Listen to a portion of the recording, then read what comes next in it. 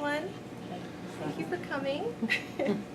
So for those, there's a few faces here that are familiar. And so for those people, the format's just going to be a little bit different today than what we've done in the past. So you don't have to listen to my story yet again. That would just be too much. And I get to keep my makeup on, so that's great.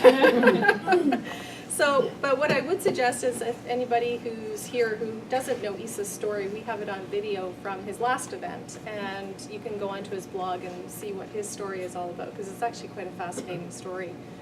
But we don't really have time for it today because we have a pretty packed event happening. So what Isa wants to talk about today is free will for the first half of the program, and then during the second half he wants to have people from the audience come up so that we can discuss their fears. So the one thing doing that is we have everything videotaped, so if you don't want your face on video, then I would suggest not volunteering because we'll be videotaping. But we will be videotaping the entire event, but as I said, like, it's just pointing to Sheila and myself, so we won't be having anyone's faces unless they agree to it. So with that, I guess we can start. Oh, you weren't ready. I don't know what the 10 minutes was all about. I mean, how quickly? I couldn't draw that out anymore, Sheila. I'm just kidding. I'm just kidding. Yes. Thank you, everyone, for coming. Isa, thanks you for being here. Let me just give you a rundown of how animal communication works, just so that you understand what's happening in the scenario that we're partaking in today. So animal communication works by the animal and the person communicating through telepathy, so mind reading. So basically what happens is I connect with his energy and I read his mind, and he's able to send me thoughts, feelings, smells, tastes, and I am able to send that back to him. And so this is how we interact. And you may see him responding to our communication, but most often when we do this type of event, when it's just him and I and Wanda in a room, then you can really see what he's doing and responding to what's going on between the two of us. But when we do an event, oftentimes he's tuned into the energy of the audience. So you will see him probably focusing in on different people at different times. And occasionally he might give me a little bit of attention as well. So that would be nice. Isa has basically decided that he is come into this world to be a deliverer of information, and he would like to be a spiritual guide for people. So this is how all of this transpired. He first decided he wanted to have a blog, and then he decided, hey, I would like to hold events. So thank you to everyone who has come before, and thank you for everyone coming today. Today he would like to speak about free will and fear. And so I never know exactly what's happening. I only channel in the moment, so I'm not prepared for anything. So you'll see my reactions as I receive the information. And when I get the information from him, I also get strong emotion. So you might see me reacting to that as well. I try to contain it to some degree, but sometimes it's difficult. It's just as much of a shock hearing it when I'm saying it as you hearing it for the first time. So it just takes me a couple minutes to connect with him, and please bear with me while I do that.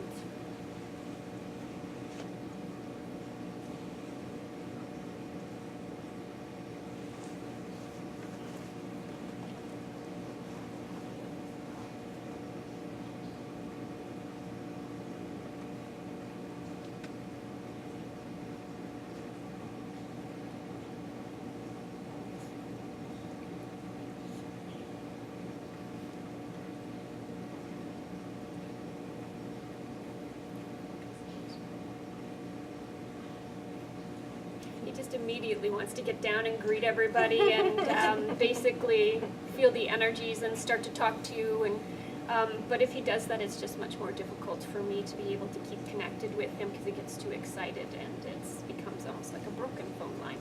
So at this moment, we're just going to kind of keep him situated where he is. I'm going to clamp him down.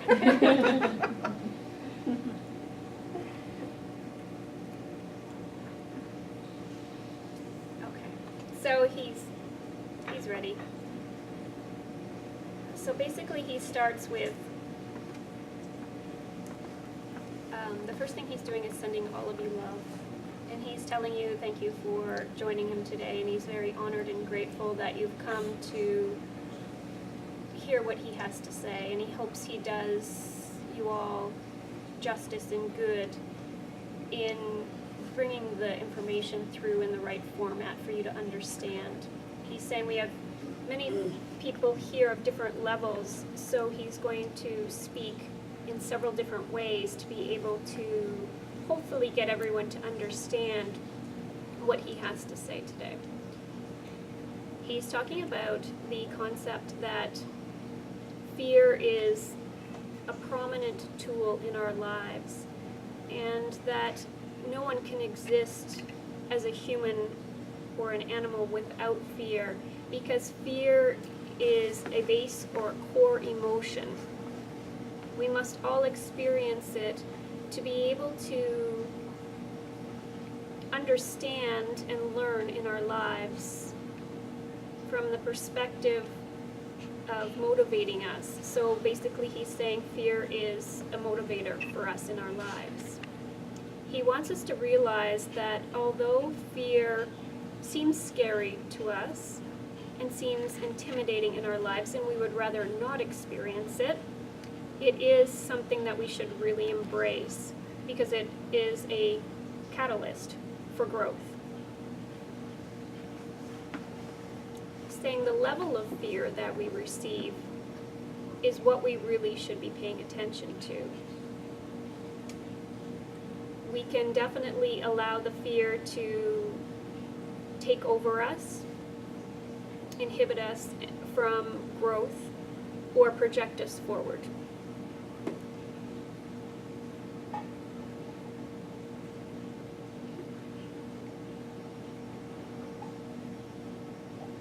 Sorry, he's just focusing on Marilyn, is it?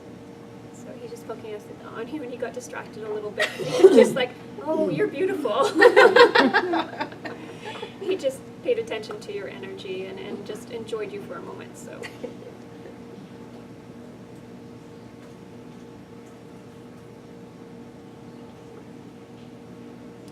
He's saying fear manifests in each of us in different ways, and we react or respond to fear uniquely depending on our conditioning in our lives up until the point we are existing in the moment. And also with the genetic makeup of our system.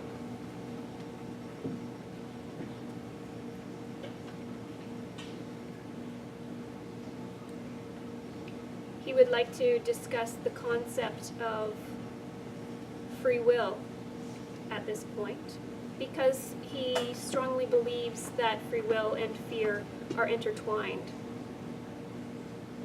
So free will is independent choice. It comes from deep within us, and it is what we use in every interaction and every moment of every day.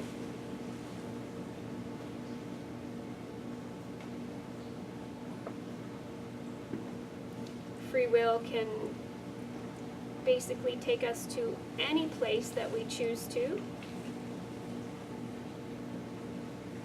whether we choose to go to fear or love. He is talking about fear and love not being able to exist in the same space at the same time. You either have fear or you have love.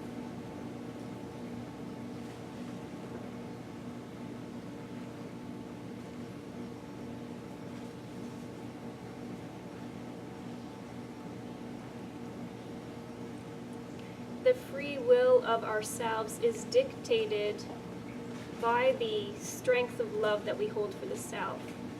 We can either choose to do something out of our free will that is positive for us or negative for us. And he's asking you all to make sure that from this point on, that you really pay attention to what you're allowing yourself to choose. He he's saying we all dictate our own destiny. We have markers in our lives that are placed there for our own personal learning. However, how we get to those spaces is of our free will, is of our choice. When you move forward through life, recognize that every choice that you make brings you to a certain destination. So if you are aware that you wish to be headed to a specific destination, then you must be conscious of your free will and your choices that allow you to get to where you wish to go. You can take the easier road or the more painful road. It is up to you. Some people, he says, are fortunate enough to love themselves so greatly that they constantly take the positive road. Some are not as loving to the self and select or believe that they are unworthy, and therefore they take roads that are more tumultuous, a little bit more painful, to get them to the same destination. So right now he's asking you to please honor this concept and recognize that your free will truly will dictate what path you select.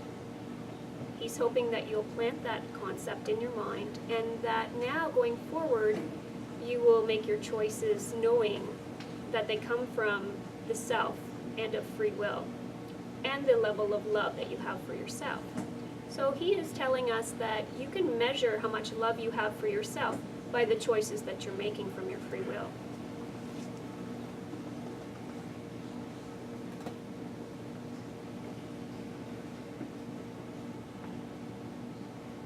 He's asking everyone to just, for a moment, think about the self and think about the love that you hold for yourself. And on a scale of 1 to 10, measure yourself about how much you believe that you love yourself. So he's asking you all to get a number in your head for a moment.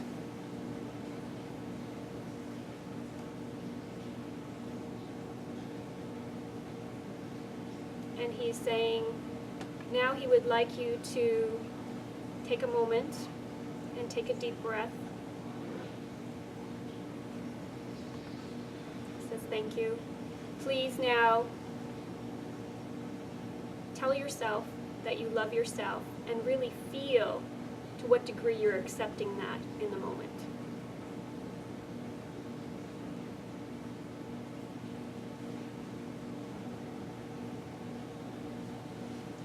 Now that you've done that, you've told yourself that you love yourself, recheck your number, because your number may have just went down or up, depending on how much you've received that openly.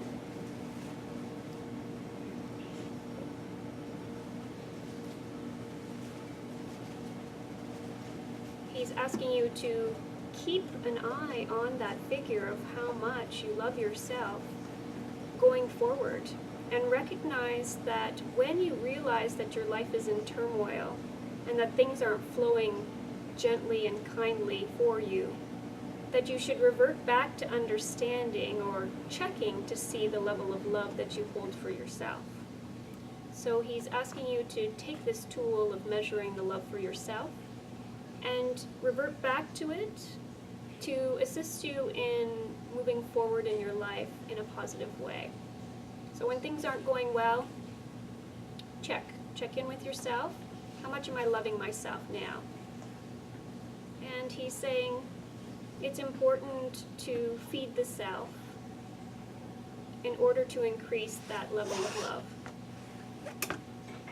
Everything that we do, everything that we say, everything that we allow ourselves to be exposed to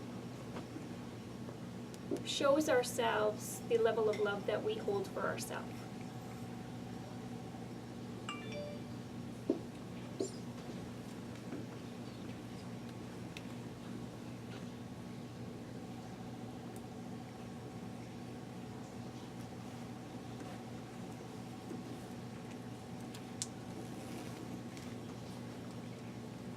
much we love ourselves is dictated by our free will.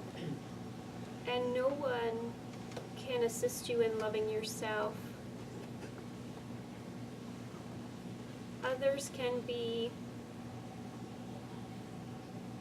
additives to love for the self. But if you do not love yourself to begin with, there is nothing that will fill that love within you. So we should not rely on other people to assist us in loving ourselves. They can validate us, they can assist us on our path, but they cannot fill up a cup that's empty already within ourselves.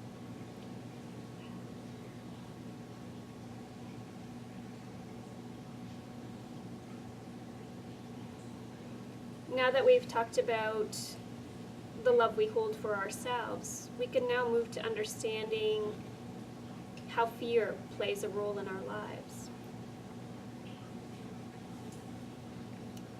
The level of fear that we receive and how we allow it into our body is a direct reflection of how much we love ourselves. Because the more that you love yourself, the less you will tolerate or allow fear to inhibit your being.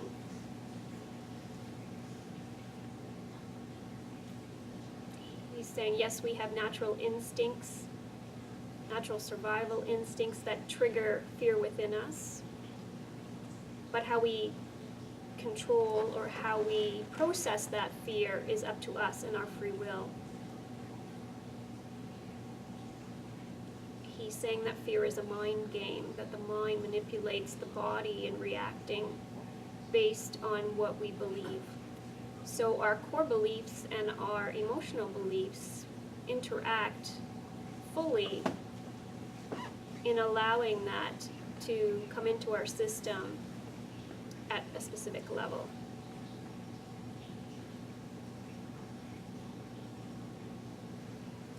If you know you have the free will to respond to fear in a less threatening way, then he's asking you, why wouldn't you select that?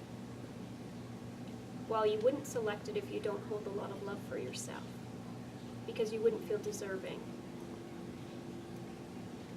So he's asking you to gauge that and monitor that going forward.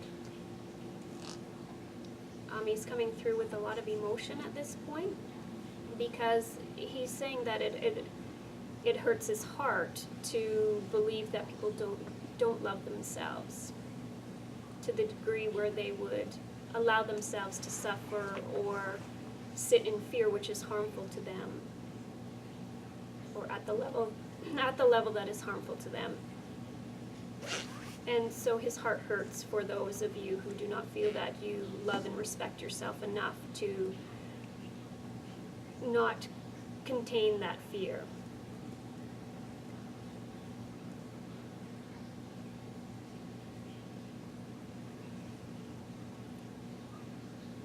He wants you to think for a moment about some of your fears and understand those fears fully within you, and kind of gauge the level of fear that you hold in those situations. Because in a little bit, we're going to ask for volunteers to come up, and he is going to help you to work through the fears that you have. He's going to give you insight and assist you, much like a counseling way, to walk through your fears, to face your fears and diminish your insecurities and your confusion regarding the fears. Fear is simply an emotion that clouds us, prevents us from seeing the truth in a situation. The truth of the matter is that we are always in the space that we need to be, and how we handle that space is up to us.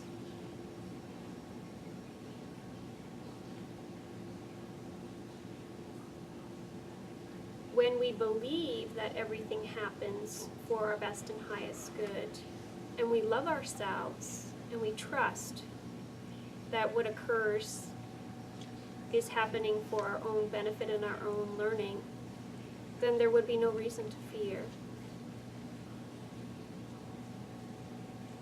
We may be intimidated by situations or interactions, but if we stand in love and we stand in acceptance, the level that that fear affects us would be much less than if we allow that fear to get carried away.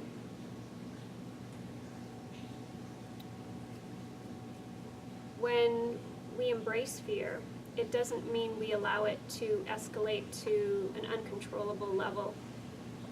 Embracing fear and love and understanding simply means that we acknowledge it and we move ourselves through it.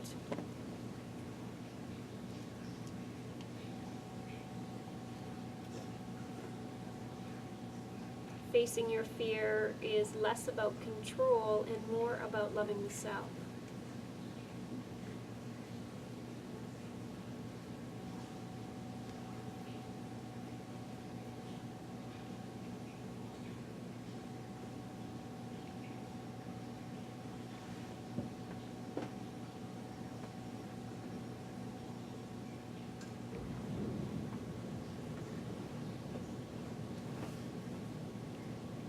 He'd like you to take a moment and just close your eyes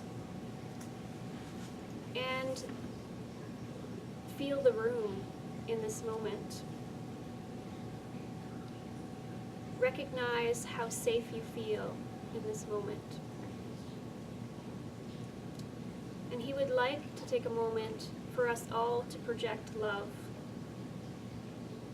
and peace from our being. So clear everything from your mind that is not love and peace. And he is going to project love out to the room, and he's asking for all of you to begin to project love out to the room.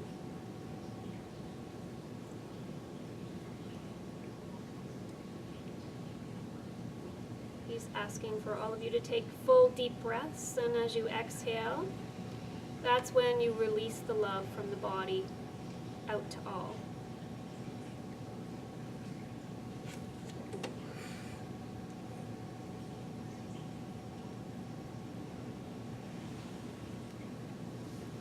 If you have anything that's crossed, I'll just ask you to uncross it at this time. It just allows the energy to flow more freely.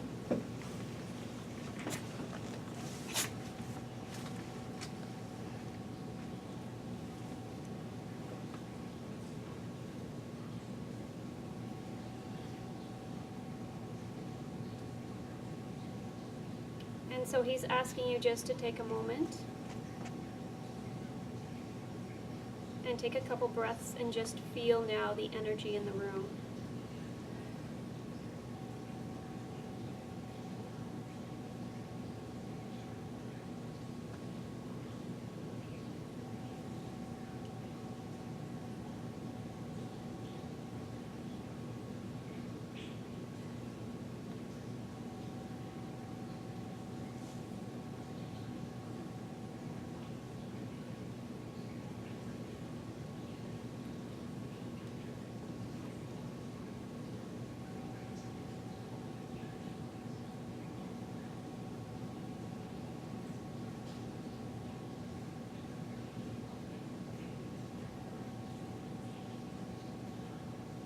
Asking you to pay attention if you feel fear in this moment.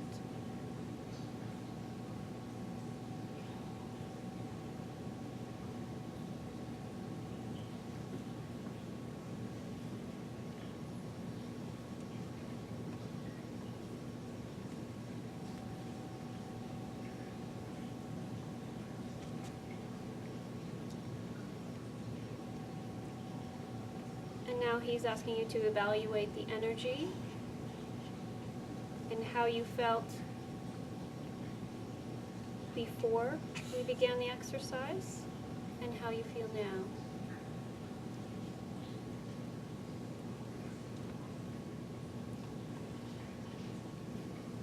And now he would like you to focus on your fear again. What is your top priority fear? Place yourself in that space. Feel the energy of that fear.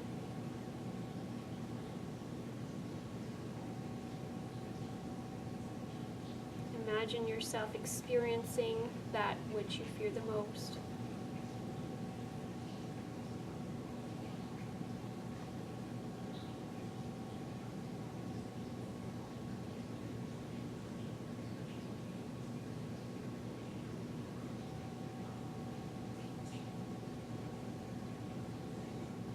Gauge that fear on a scale of 1 to 10 as to how fearful you feel in that moment thinking about that fear.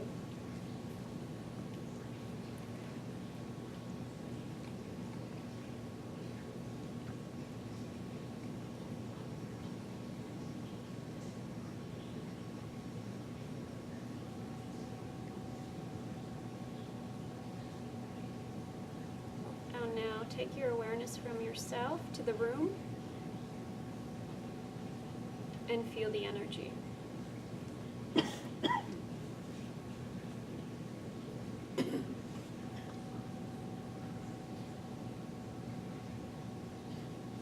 Asking for comments. Does anybody feel a difference in the energies?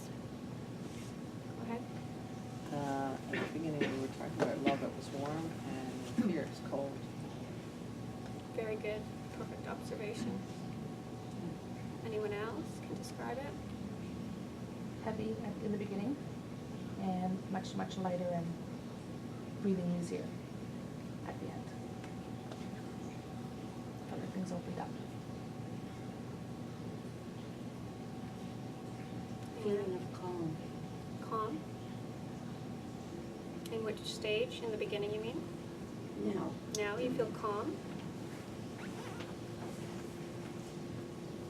Well, in experiencing sending love, I saw and felt circles of turquoise and purple, like radiating in circles and rings in the room and to me.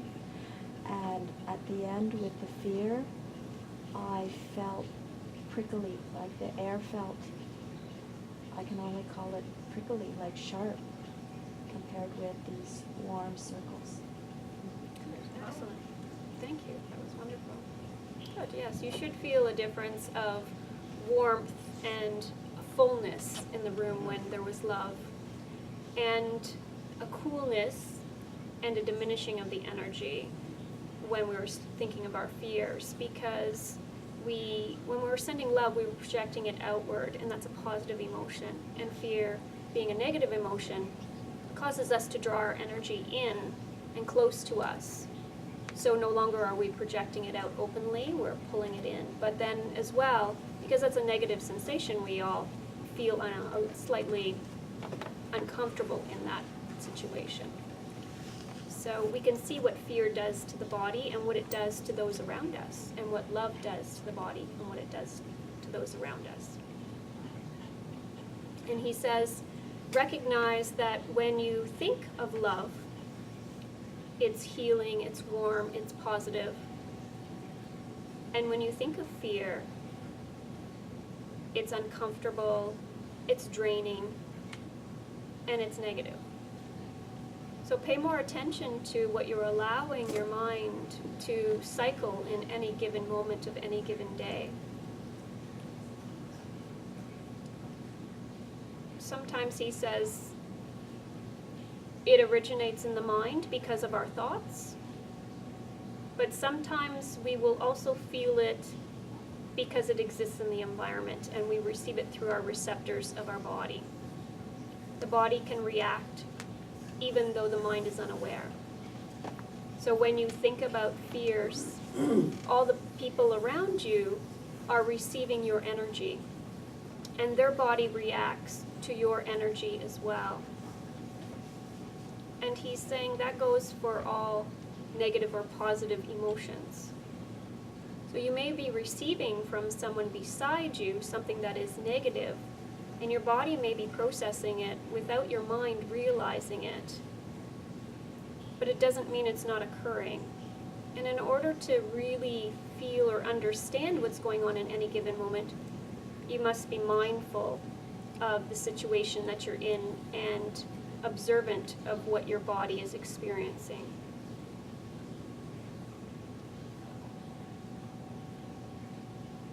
And once that you acknowledge the fear and the feeling of that negative emotion,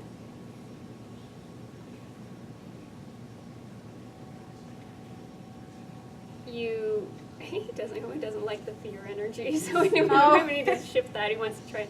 Yes. We will shift that in a second. He wants to do one more exercise for you, and then we'll put us back into the more positive state. So he's just saying that recognize what the energy does to your body and be very mindful of that and what you're projecting as well as what you're receiving. And your free will can come in at this point and accept or decline the energy. So he would like this half of the room to my right to continue to think about your fears, and the other half of the room to think about love. And what we would like to do is, those who are projecting love, we would like you to imagine that you're sending it to those who are experiencing the fear. And we would like you to all witness or be aware of the energy that you're receiving and feeling in the moment. Okay? A little bit different exercise. So close your eyes. Take your role of either thinking about the fears or the love, and give yourself a moment.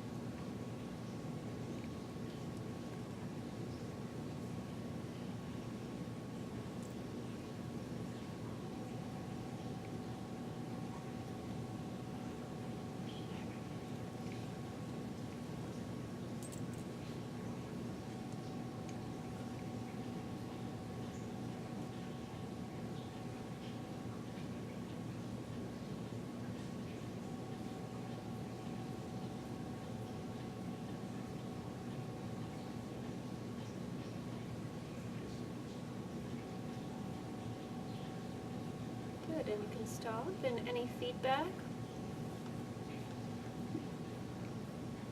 I'll get feedback. Perfect. I was thinking of my fear, and then suddenly it was like this wall hit me, and I couldn't even think of the words to think of what the fear was. It was really kind of cool. I just couldn't think. It was like my brain went on to freeze. Very good. Anybody else experience that? I didn't feel that. What I felt was my fears, and then it was like this soft, cushiony cloud that was like almost a fence, and it just took it out of you, and then this Yeah. warmth was there in your heart. Perfect. Cool. Thank you. So let's just, for the sake of our experiment, switch sides. So the right side, my right side, send love. My left side, focus on your fears, please.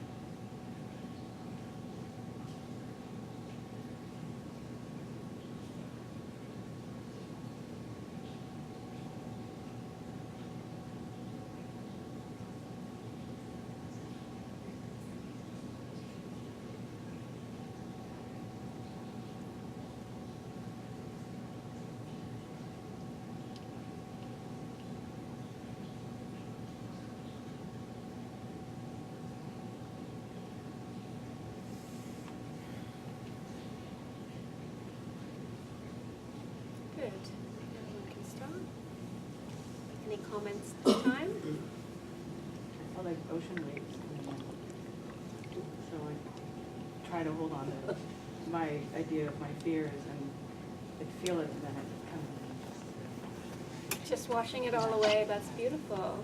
That's beautiful. Excellent. Good.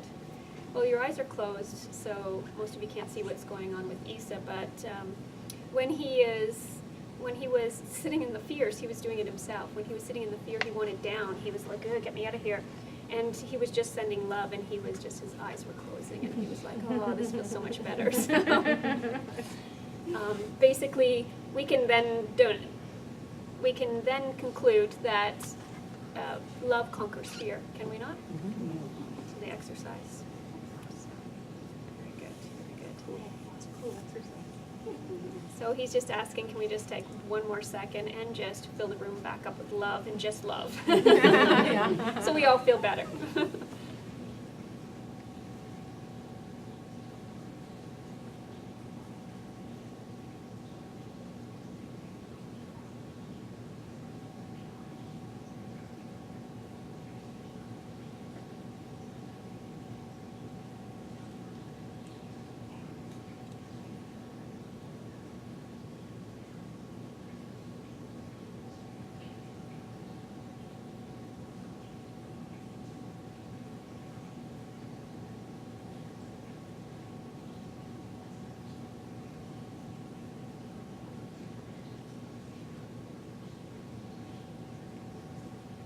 Good, thank you. Excellent. Everyone feel okay? Good. Good.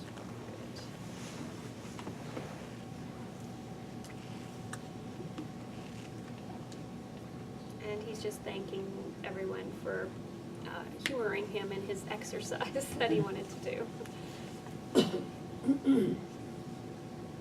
He says, "Did you not get enough love?" Yes, I'll give her more love.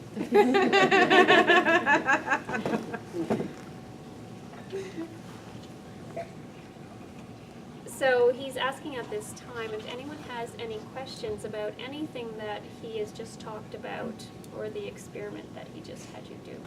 I do, Sheila. Yes. So, Isa, if we continue to just flood ourselves with love, that will help push the fear thoughts completely out? Yes, Put up like a so boundary? if you continue to fill yourself with love, then it will diminish the fears. That's the exercise that we just did. So just give me a second and let him.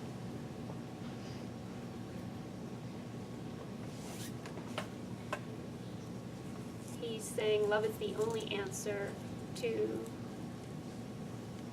satisfying fears. He's using the word satisfying. Neutralize the fears. He says, now that you understand the concept of how you can manage the fears, you can use fear to your benefit. Because as he talked about in the beginning, that fear can sometimes be a motivator. So you can move through your life recognizing if your being requires motivation through fear or not, and to what degree it does. And you can control or neutralize the fear to whatever degree you require by giving yourself more love. And that comes from your free will. He's thanking you because he said that's a perfect question to allow him to give like a total conclusion of what he just said. Thank you.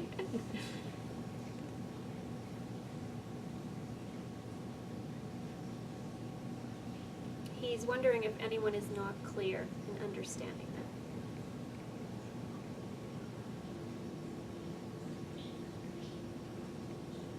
He just wants to address for a moment the concept of death and the fear of death or losing someone that we love. And when he initially said that he wanted to do this next seminar, he wanted to include oh, we're gonna. Yes, I know.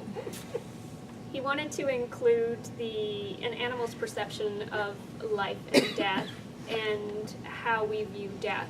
as a society and how we can move through that. And I said, that was too much to go through in one session. So he's just nailing me here. It's like doing it without, whether we like it or not.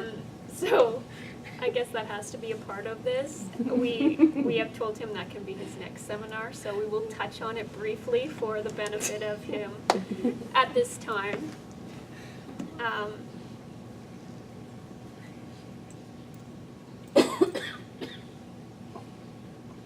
So he's just saying that when we love another so deeply and we face the loss of their physical being in this world, we need to understand that truly it's just a transition, that their physical being dissipates, but their energy is still present. And we are all forms of energy that transfer or have transferred previously, and we will do so again.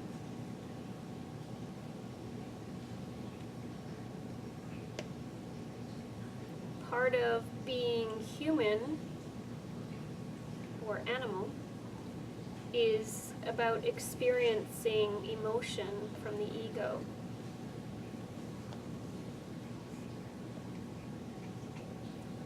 And we may decide that we can handle the fear of a spider or heights at a much easier degree. There's just someone coming in. Than we can handle the fear of losing something or someone we love. And he says in the future he would like to discuss this more, because we would not want to give up the benefits and the joy of love, loving someone, because we wouldn't want to have the pain of losing them. He's just saying it's a trade-off. We embrace the love of someone else, even knowing that that love may be transferred in time.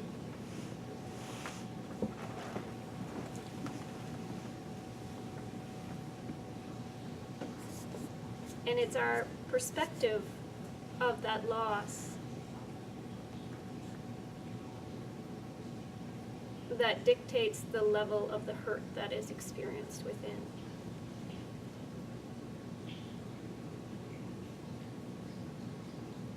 It's not wrong to fear losing someone that we love.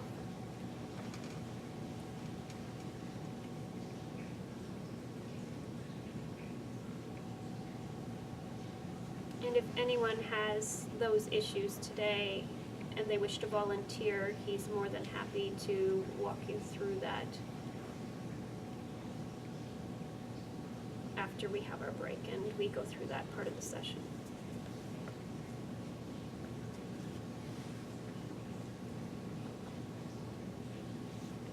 And he is just sending more love to everyone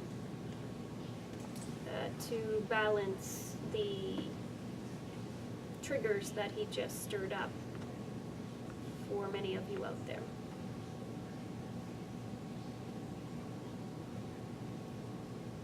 Even in the loss of someone that we love, in the missing of someone that we love, love is still the answer. Giving love is still the answer.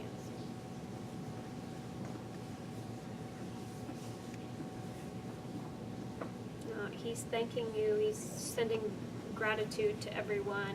He's very excited that you were so receptive to his message today. And he is just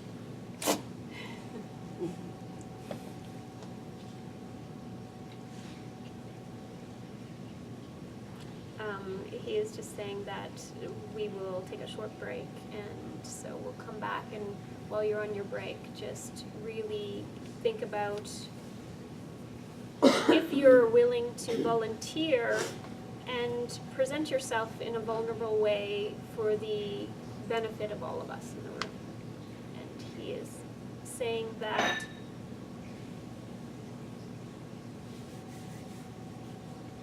in volunteering and putting yourself in a vulnerable space, you're providing others assistance, and you will receive great love today.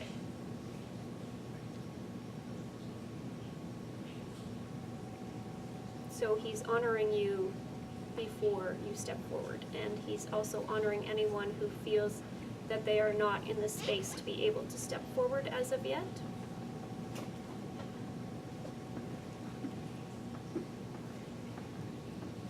He's saying he'll love everyone just the same. So we will take a short break.